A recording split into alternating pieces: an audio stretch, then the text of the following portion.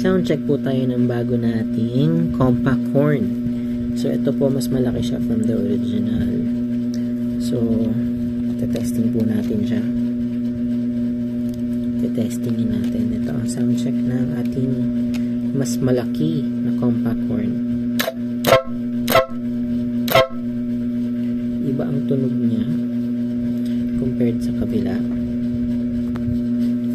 So yun po yun. So isa-sound check na natin yung ating regular na compact horn. Ito yung mas mura. So sound check lang tayo nito. Para at least may comparison tayo ng sounds nila. So ito po yung isa. So yun po. Sound check ulit sa kabila.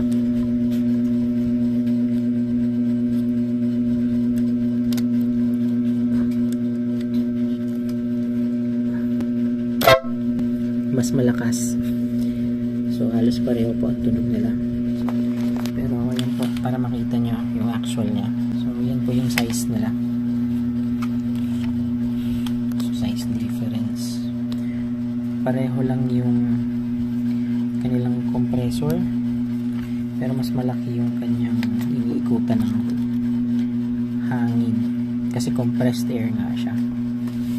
So mas malakas siya ng onte compared dito. Pareho po silang brand. Ito yung isa, saka ito yung isa. So mas malaki to.